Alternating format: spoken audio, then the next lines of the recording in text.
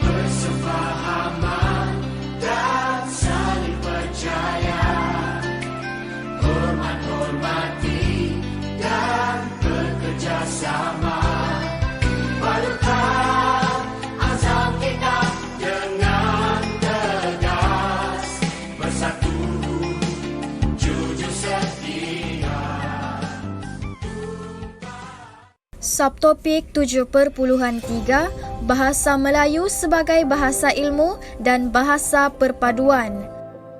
Akta Bahasa Kebangsaan. Bahasa Melayu merupakan bahasa rasmi yang digunakan sebagai alat untuk memupuk perpaduan kaum.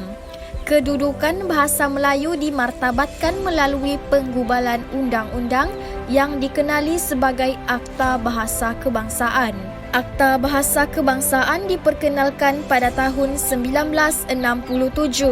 Akta ini dikenali juga sebagai Akta 32. Akta Bahasa Kebangsaan telah digubal di bawah Perkara 152 Perlembagaan Persekutuan Malaysia. Akta ini mula dikuatkuasakan pada 1 Julai 1971. Seterusnya, bahasa rasmi pentadbiran. Bahasa Melayu sebagai bahasa rasmi menjadi antara unsur penggerak jentera pentadbiran negara. Bahasa Melayu juga merupakan alat komunikasi rasmi dalam pelbagai urusan di kementerian dan jabatan kerajaan. Bahasa Melayu digunakan sepenuhnya dalam urusan mahkamah pada tahun 1990. Selain itu, memperkasakan bahasa Melayu dalam sistem pendidikan.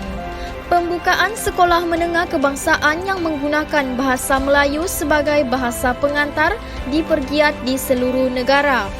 Antaranya, Sekolah Alam Shah, Sekolah Seri Puteri dan Kolej Sultan Abdul Halim menggunakan bahasa Melayu sebagai bahasa pengantar.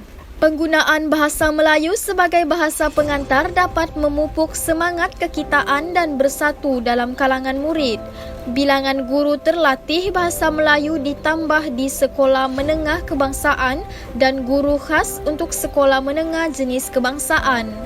Langkah ini bermatlamat untuk memperkasakan bahasa Melayu sebagai bahasa ilmu dan bahasa perpaduan.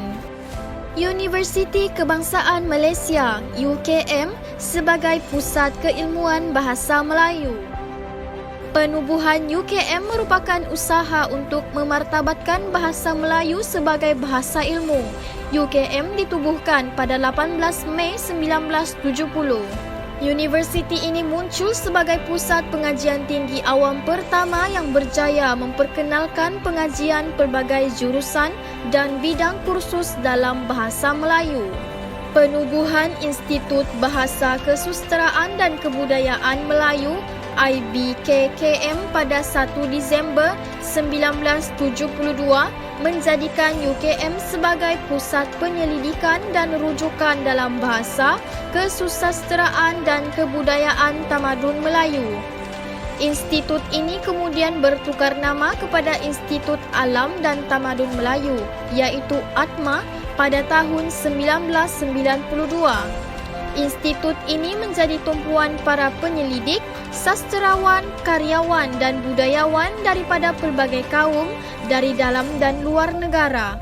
Pengiktirafan terhadap tokoh UKM seperti Muhammad Haji Saleh dan Siti Zainon Ismail sebagai sastrawan negara membuktikan kejayaan UKM sebagai pusat keilmuan bahasa Melayu. Akhir sekali, peranan Dewan Bahasa dan Pustaka DBP. Penubuhan DBP pada 22 Jun 1956 di Bukit Timbalan, Johor Bahru, Johor, hasil daripada resolusi Kongres Bahasa dan Persuratan Melayu ketiga. Penubuhannya bertujuan memartabatkan bahasa Melayu sebagai bahasa rasmi dan bahasa ilmu. Nama asal DBP ialah Balai Pustaka. Pengarah pertama DBP ialah Ungku Abdul Aziz bin Ungku Abdul Hamid. Jawatan ini kini dikenali sebagai Ketua Pengarah. Pembukaan pejabat di wilayah dan cawangan di Pulau Pinang, Johor, Kelantan, Sarawak dan Sabah bertujuan mengembangkan aktiviti bahasa dan sastera sebagai medium untuk memupuk perpaduan. DBP memainkan peranan penting dalam mengembangkan bahasa dan sastera Melayu melalui penerbitan buku dan majalah, risalah, menganjurkan seminar dan bengkel serta pelbagai aktiviti bersempena dengan Minggu dan Bulan Bahasa Kebangsaan. Peranan DBP ini adalah untuk memupuk perpaduan dalam kalangan masyarakat berbilang kaum di negara ini. Slogan Bahasa Jiwa Bangsa dilancarkan pada tahun 1960 agar dapat mengukuhkan pembinaan masyarakat yang bersatu padu melalui bahasa.